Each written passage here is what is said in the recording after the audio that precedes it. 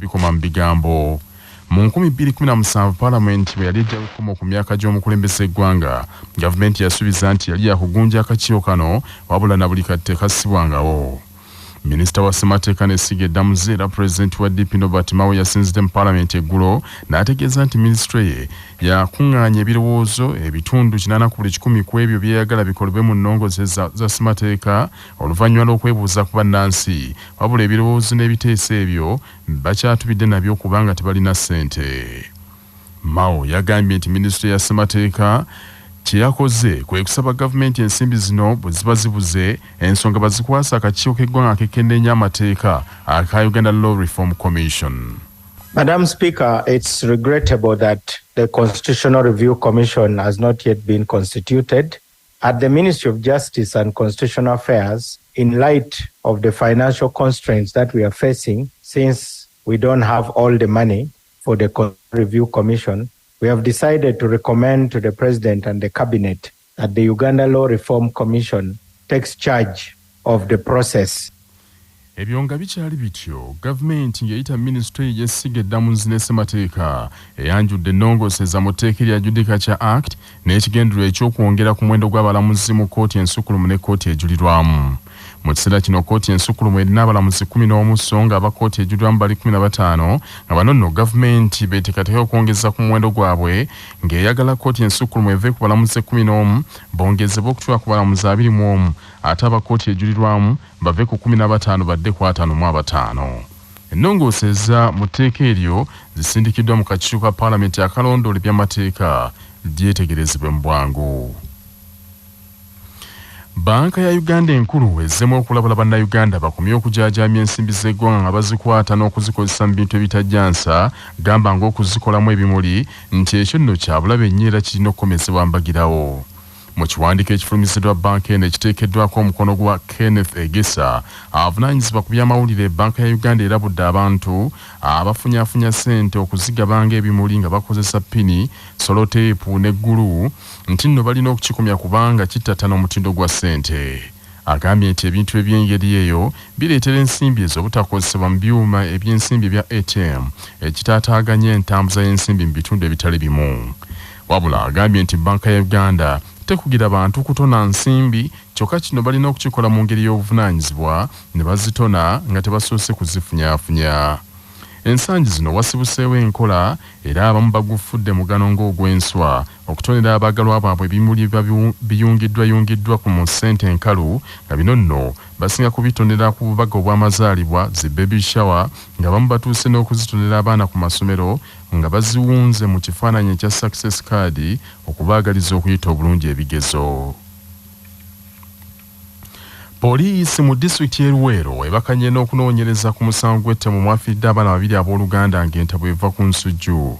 Omusasi waffe Konsula Tattaaka kalutuvire ku ntono. Abagenzi ababadde abooluganda kuliko Muwonge George William ow'emyaka 19 ng'ono abadde mukubi wa bbulooka ku kyalo Bajjo wamu ne Yiga Kevin ow'emyaka 6 era abadde muyizi ku ssomero lya Bajjo Community Primary School. Kigambibwa nti ababiri bano okwejja mu bulamu bw'ensi ente bwe yavudde ku nsujju. Omugenzi Yiga yaleeta ensujju awaka wabula mukulu we Muwonge bwe yagezaako okumukazaakaza ayogere gy'agijje n'atamwattamwa. Mukulu we yanyiiga era n'afuna waya y'amasannyalaze oba giyite solido n'amukuba emiggo mizibu nnyo era bwe yamaliriza okumukuba n'amukwata n'amutwala mu nnyumba ye. Bombi ne beesibirayo okutuusa olwaleero lwe babazudde nga bombi bafu. Mungamulanga nti oba akibbye nti tamanyi gy'akijje, olumala omukuba n'amutwala mu nnyumba ye gy'asulamu. Okuva olwo kigambibwa nti omwana oyo Kevin teyakomawo mu maka ga taata. Oluvannyuma olw'okunoonya abaana be ababiri okuva ku lunaku olw'Essande nga tabalaba, taata wa bano ategeerekeseeko erya Bukenya yaweereddwa amagezi okumenya nnyumba ya mutabani we Muwonge oluvannyuma lw'abatuuze okumutegeeza nti mu nnyumba eno mwabadde muvaamu ekivundu era naye yatemeza ku poliisi n'eggyirawo bunnambiro. Mukwano gwe oba neiba we kwe kumugamba nti awulira ekivundu ekiva sayidi y'ennyumba, kwe kukwata ekigoye ate ne tooki ne bamulika munda kwe kulabayo omuntu omukono gw'omuntu. Emirambo gijjuddwawo poliisi era ne gitwalibwa e Mulago okwongera okwekebejjebwa ng'omwogezi wa poliisi mu ttundutundu lya Savannah Sam Tunamazima. Tango okuteeberezebwa okutta ate n'okwetuga gugguddwawo. Emibiri gy'abagenzi bagitutte e Mulago mu Ssemateka okwongera ogyekebejja. Ku Lwakina 8 Katonyeze 8 CBS FM Radio y'Obujjajja Zetaaka Consolata ndi Luweero. Minisita omubeezi w'ensonga z'e Kampala Kabuye Kyoffatogabye yatuyanidde mu Paalamenti olunaku lw'eggulo bwe yateekeddwa kuninga nnyonnyole gye baateeka ensimbi obuwumbi 6 ezaayisibwa gye buvuddeko okuziba ebinnya mu nguudo za Kampala kuba nti kakano buli w'oyita e Kampala ebinnya bye bikwaniriza nti era kyenkana tewaliwo mulimu gwakolebwa. Sipiika wa Paalamenti Anita Among bwe yabadde aggulawo olutula lwa Paalamenti olunaku lw'eggulo yagambye nti yayiseeyiseeko mu Kampala ku nkomerero ya Ssabbiiti ewedde naye embeera gye yasanze mu Kampala nga yennyamiza olw'ebinnya n'amazzi aganjaala. Honorable members, over the weekend I was driving around. I drove around Kampala and you could see how the town is littered. I was even surprised that someone was driving ahead and he threw a bottle of water outside. I think people need to learn. Wano ssente w'akakiiko ka Paalamenti akola ku by'okuzimba Dan Kimosho yabatodde ekyama nti ekirwisizza alipoota kwe kwebulankanya kw'abakulu okuva mu kitongole kya KCCA ne Minisitule ya Kampala ng'abakungu ababalabiseko mu kakiiko baba tebamanyi nsonga zibabuuzibwa. Kyokka Minisita omubeezi wa Kampala Kabuye Kyoffatogabye yagezezza okunnyonnyola nti waliwo ebitonotono ebikoleddwawo n'ebinnya bizibiddwa n'asaba bongere akadde yeeteeketeeke ekimala akomewo n'alipoota ennambulukufu. Kyokka Sipiika yamusabye asooke alaga obuwumbi 6 kye bukoze nga tannasaba nsimbi ndala. I don't think that I said I don't know. Because when it comes to issues of finances, I will confess that I don't know. Because I don't control finances. Of course, we received the 6 billion, which was made for potholes. But the challenge is 6 billion was like a drop in the ocean.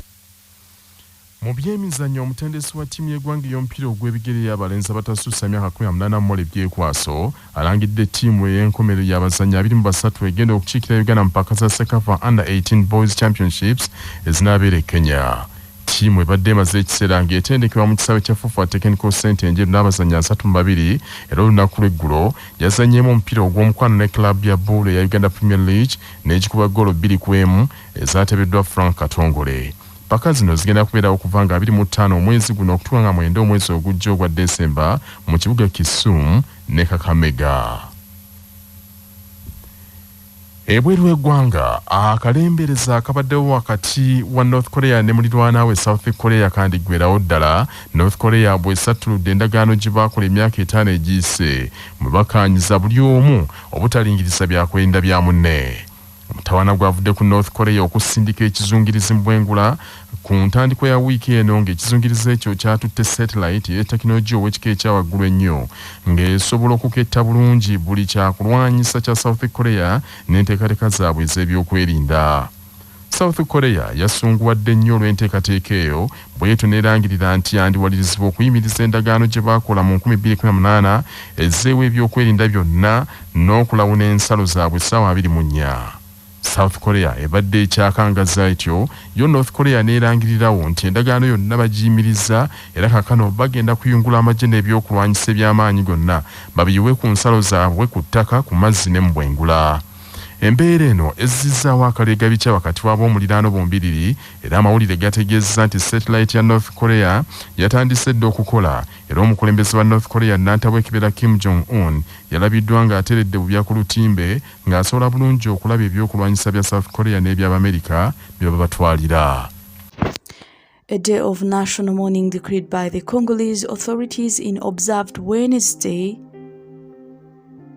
in the Republic of Congo in the memory of 31 young people who died in a stampede Monday evening in Brazzaville during an army recruitment operation.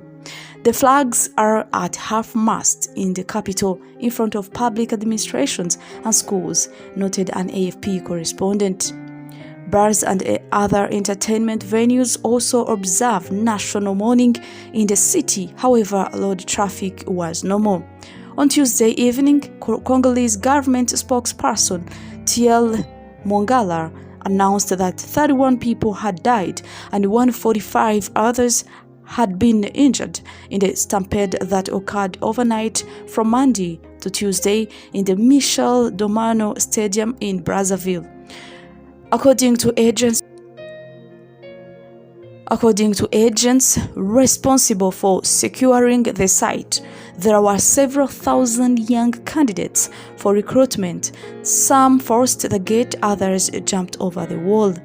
Recruitment operations within the Congolese army were launched on November 14th, and our young people massively responded to the call of duty by wanting to serve under the flag, recalled Mr. Mogala, who is also Minister of Communication.